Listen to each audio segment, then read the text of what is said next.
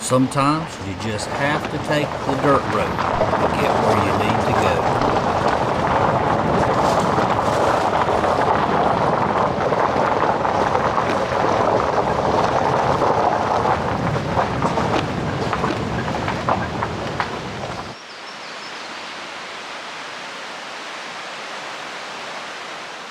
Hey y'all, I'm Carolina Tony. Today the road brings me to the abandoned town of Thurman, West Virginia. I have read about this place. I think in 2005 the census was 5. Now I don't think it's anything. But we're going to go in and explore, and you get to come with me. And we'll do that, but right after this station identification.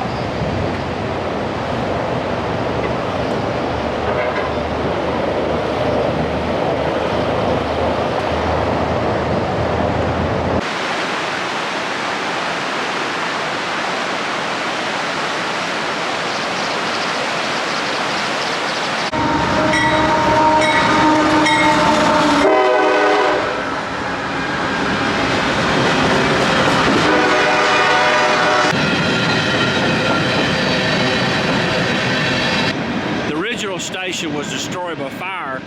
This station was built in 1904. Upstairs was the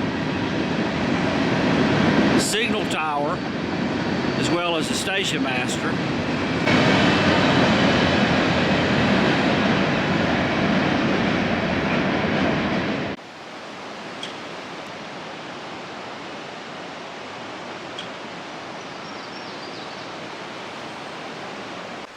The Thurman Depot was restored as a visitor center by the National Park Service in 1995.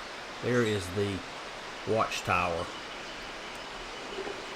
Thurman remains a flag stop for Amtrak, and the town is still incorporated, hosts a reunion every year where former residents recall the days of their youth in the town, once the center of activity in the New River Gorge.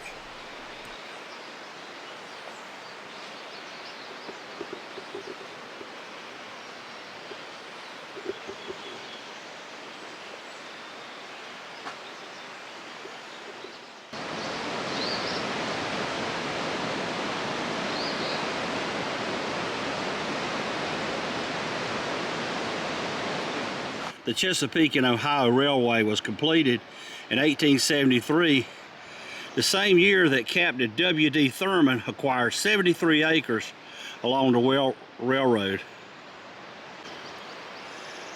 Thurman became the center of activity, carried shipments of coal from surrounding coal fields. As the coal and timber industries expanded, the town and rail yard grew to meet the growing needs. Thurman became one of the busiest stops on the C&O rail line. In 1910, Thurman was at its peak. Thurman thrived until the Great Depression, and then after that, it was downhill from there.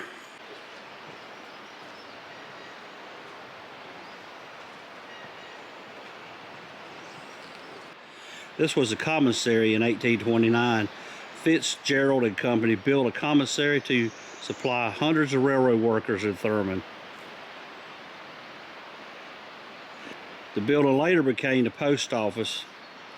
These were the foundation of a water tank. Thurman ran from the river's edge up the hill. Homes dotted the hillside. Large businesses like the Thurman Hotel there. And the Armour Meat Company, along with small shops, a jeweler, shoemaker, barber, and others, served the needs of residents and visitors. Radio, a daily newspaper, and telephone exchange kept people connected with the news of the day and the growing nation. And there are the water towers that we passed just a few seconds ago.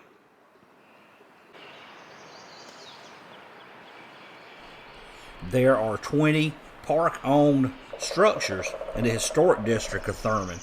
In 2003, the National Park Service began a stabilization program that included repairs to preserve the buildings until they could be rehabilitated or restored. The work included removal of overgrown vegetation and improvement of the drainage around the buildings, installation of a more permanent metal roof and gutters.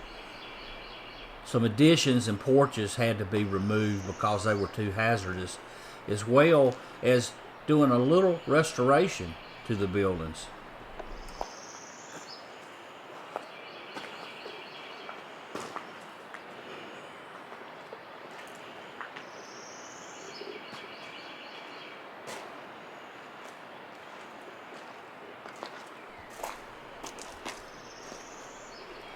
This is the Goodman Kincaid building. It was constructed in 1906 by the Standard Dry Goods Company. It had 2 upper floors that served as apartments. The floor included offices for the Chesapeake and Potomac Telephone Exchange Company. They finished building the National Bank of Thurman in 1917. Originally, this building housed a jewelry store, a clothing store, and the Western Union Telegraph office. But in 1923, the National Bank of Thurman relocated here from its original location at the Thurman Hotel.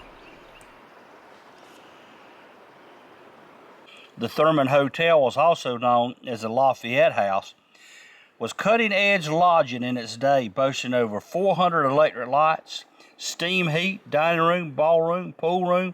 Movies were shown twice a week in the hotel's theater, mostly westerns. A general store, grocer, post office, and bank were also in the hotel building. The structure burned down in 1963. I couldn't find any information on this building. This was behind the larger buildings. Perhaps it was a ice house. And all up on the side of this hill is where many people's homes were. Here's one that's still standing. This was called a coaling tower. Coal hopper cars would drop their load into the pit underneath the building, right through here. The coal was removed by elevator from the pit to the tower, and from there it was dropped down chutes into the coal tenders of the engines atop the tracks that were running along beside. And this tower was abandoned by the C&L Railroad in 1960. Activity at the depot peaked in 1910 when Thurman boasted more freight tonnage than the Cincinnati, Ohio, and Richmond, Virginia railroads combined. That same year, 75,000 passengers passed through the town depot. 2 hotels, 2 banks, restaurants, movie theater, and other town amenities served visitors and residents alike.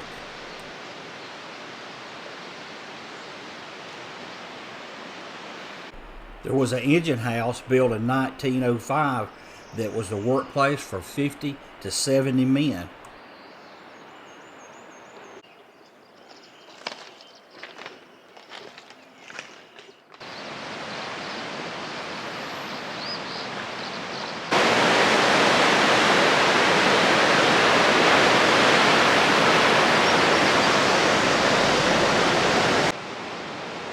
Well, that's going to do it for our trip to Thurman, West Virginia, the abandoned railroad town. I hope you did enjoy it.